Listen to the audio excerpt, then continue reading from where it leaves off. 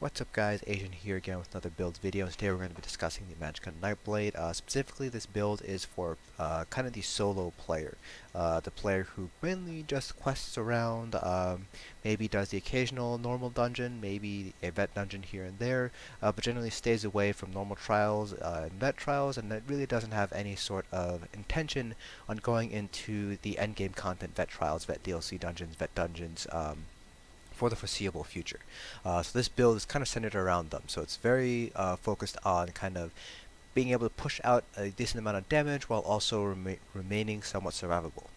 Like our other build videos, we're going to be going over gear and skills, but for CP distributions, I'm not going to be discussing that because there really isn't that big of a change between endgame PvE builds CP distribution and what your CP distribution is going to be as a solo player.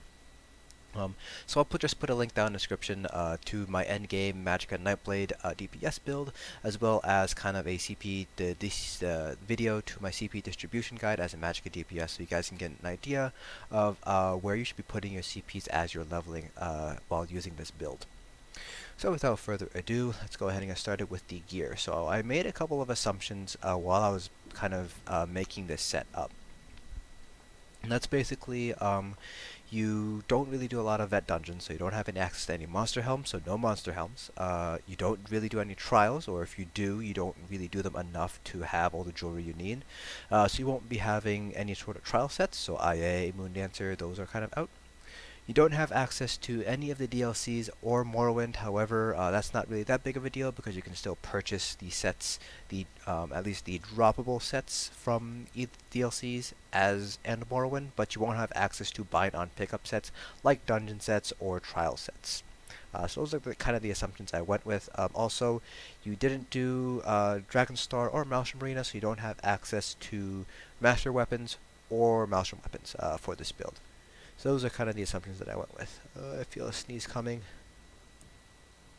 Okay, I don't think it's coming. Alright, so without further ado, let's go ahead and get started.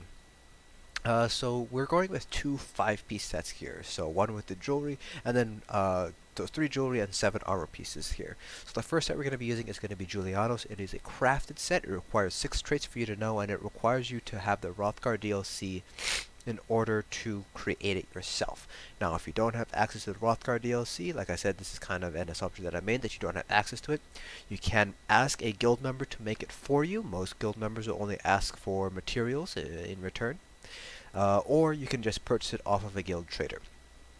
So because it is a craftable set, you can have a heavy chest like I have here, and then I like to go with, let me see if actually, I don't think I'm wearing them right now. Yeah.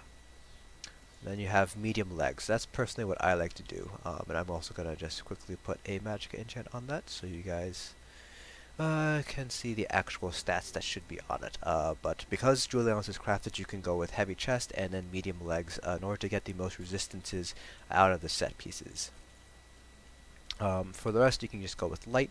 I am using Divine's pieces because Julianos is a crafted set. It's a lot easier to get it in the traits that you want, so definitely go with Divines if you can. Most people, if you're asking someone to craft it, will craft them in Divines for you, and if you trying to find it on guild traders, typically it'll only be Divines that's sold on guild traders. None of the other traits are really sold on guild traders that much. For our second 5-piece set, we're going with War Maidens. This is a dropped set from the Morrowind expansion, so it only drops in Vvardenfell. However, because it is a drop set, you can purchase it off of guild traders, even if you don't have access to Morrowind, if you don't have access to Vvardenfell. So while this does not break the assumptions that I made at the beginning of the video here.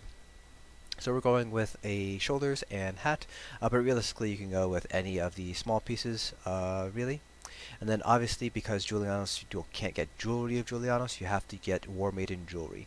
So I have 1 Magicka regen glyph and 2 spell damage glyphs. This is primarily because we're going with blue food, max health, max Magicka food. So we do want to have a little bit of additional regen here, so that's why we have that Magicka regen glyph. However, you can replace this with a spell damage glyph if you want, if you'd like. That's kind of up to you how you feel about your Magicka regen in overworld content. Usually things will die before you run out of Magicka, so it's kind of up to you whether you want to use it or not. Now for our weapons, because we have our two 5-piece sets, pretty much all filled out on our body and jewelry, you can use pretty much any weapons that you want. You can even use just plain crafted ruby ash weapons if you'd like. So we're going with an Inferno staff front bar and a lightning staff back bar. Both of them are sharpened because we're assuming that we're not able to get a consistent sort of major breach, so obviously sharpened is going to be very useful here. This kind of helps us reach the penetration cap. So overland mobs have a resistance of 9,100, so if we have sharpened and we do have a source of major breach in this particular build, but combine those two together and we actually are coming very, very close to that penetration cap of 9,100. So it's basically helping us maximize our damage. For enchants, you can really go with any damaging enchant you'd like, so absorb magic, absorb health, fire, flame damage, shock damage, frost damage, doesn't really matter too much for overland content. You can see here I have a flame damage enchant on my front bar. For our back bar, I have a weapon damage enchant, but again, you can go with any damage enchant that you like, so absorb magic, absorb health, anything really. It's kind of up to you however you like. I just like to have weapon damage enchant there, just because it usually ends up being a little bit more powerful in the end for us. So there are a few sets that you can use instead of Julianos or War Maidens. I would stick with Julianos as one of the sets just because it's easy to obtain and it's a very powerful set to have. So definitely try to keep Julianos if you can. But if you don't want to use War Maiden, you can go with something like Spinners. Spinners is a dropped set from Malabal Tor, so you can farm it or you can purchase it off of guild traders. You will obviously need to get jewelry because you can't get jewelry in Julianos. So you're going to need jewelry and then 2 armor pieces of Spinners if you want to go that route. You could potentially use a set like Necropotence. There is an ability that Nightblades can use that I'll show you guys a little bit later that does count as a pet, so you do get the Necropotence boost. You could go with that. That's a drop set from Rivenspire, so you can farm it or you can purchase it off guild traders. But it's generally not going to be as strong compared to something like War Maiden or Spinner's Garments. So it's kind of up to you, but I will show you the ability that I'm talking about that does help proc Necropotence. But those are kind of the other alternatives that you kind of have there in terms of sets. But War Maiden and Julianos are probably going to be the best combination for you. Everything else is pretty much cookie cutter endgame PvE Magblade build. So I am a Dark Elf. You can go with High Elves, Altmer or Breton or Argonians if you really want to be specific about race. But if you're not really intending on doing vet trials, race isn't that big of a deal. I had 64 points to Magicka, and you can put a few points into health if you'd like. It's not absolutely necessary. You can see here with blue food, I am sitting at 17.6k health, which is plenty if you do eventually want to do vet trials or vet dungeons. Having 17k health is very nice to have to help improve your survivability. But if you do feel like you're dying too often, then you can move some points out of Magicka and into health in order to improve your survivability there. For our Mundus stone, we're going with the Apprentice, mainly because with this build we do have a source of major breach, so we don't need to use the lever in order to get up to our penetration cap. So we're going with the Apprentice instead, but you can use the lever instead if you aren't going to end up using that ability, the ability that I'm going to talk about in a second. You can go with the Apprentice if you're going to use this specific build, but for the alternative build, basically you can go with the lever instead in order to get the extra penetration there. And like I said earlier, we are going with max health, max Magicka food. Now on to our skills. So for our front bar, we're going with Impale. Funnel health, you can use the other morph, which is Swallow Soul if you'd like. That gives you a little bit of additional healing, so it does help out your survivability a little bit. We're going with Twisting Path, however you can use the other morph, which is a Refreshing Path. You will deal less damage with Refreshing Path, but you'll also get a nice heal over time effect associated with it. So it's kind of up to you which morph you want to pick. If you feel like you're having trouble surviving, then by all means go with Refreshing Path. It's more important that you stay alive than it is to deal out more damage. Piercing Mark, This is a ability that you don't really see used in PvE, but we're using it here because it gives us Major Breach and Major Fracture. More importantly, the Major Breach, which reduces enemy spell resistance by 50 to 80. So this is a big source of additional DPS there. Plus, when you kill anybody that you mark with this ability, you heal for 41% of your max health, which is always nice to have. The downside is you can only have one of these up at a time, so you can only mark one enemy. So that's kind of the downside of it, but that is what it is. If you are using this, you can also go into Cyrodiil and use this in PvP as well, so that's why we have this morph.